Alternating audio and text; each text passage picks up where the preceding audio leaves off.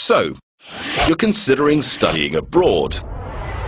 You want to expand your horizons, encounter new cultures, and explore new territory, while earning an internationally acclaimed bachelor's or master's degree. You've got your mindset on an inspiring city. Sydney, Beijing, New York maybe. But then why wouldn't you go straight to the source? The Netherlands. What? The Netherlands, inhabited with, on average, the tallest people in the world.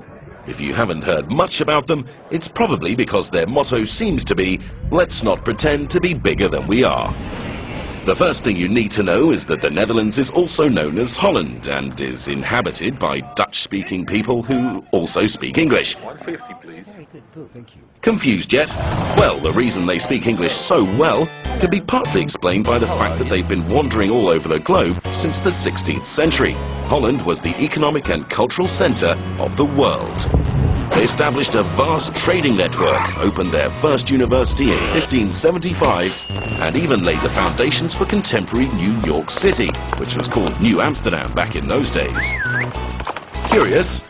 Let's take a closer look, shall we? Just who are these tall, internationally minded entrepreneurs living at the heart of Europe? At first sight, the Dutch are uncomplicated, but in a rather complicated way. Johan Cruyff, their most famous soccer player, once said, "Every disadvantage has its advantage." He managed to bring soccer to a whole new philosophical level. This remarkable, say, out-of-the-box approach to analysing and solving problems is something they put to good use in the 14 research universities and 40 universities of applied sciences around the country. The Dutch democracy is home to over 190 different nationalities, living in its many cities and villages. One has to admit that the Dutch are generally open-minded, freedom-loving and tolerant towards foreigners. All told, the Dutch take a very broad view of life, at least in their mind, because their tiny homeland measures only 300 kilometers from north to south and 170 kilometers from east to west.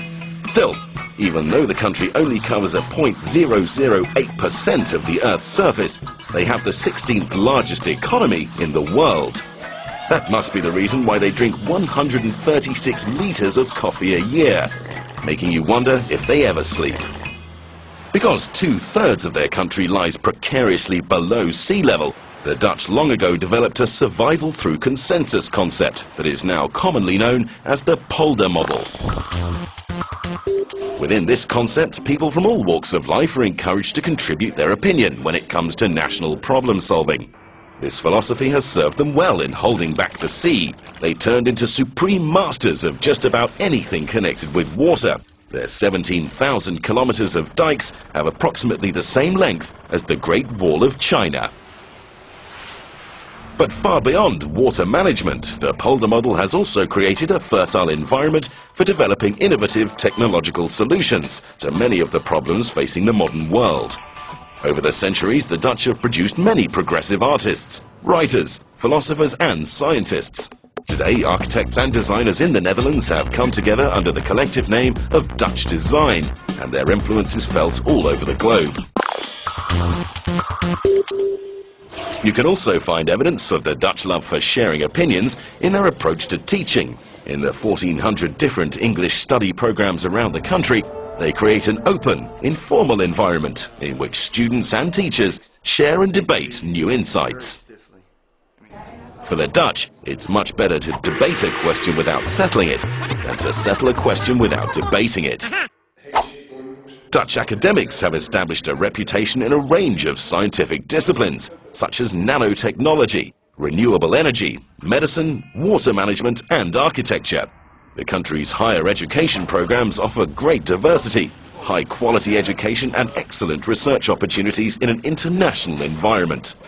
Dutch researchers are among the most productive in the world, which helps make Holland one of the best-performing countries worldwide. So, on the downside, you'll be spending this next period of your life on a bike in a flat country below sea level. But on the upside, you'll be inspired by great culture and intellectual challenges. and you'll return home with a high-quality international bachelor's, master's or PhD degree in your pocket. So I would almost say, if it ain't Dutch, it ain't much.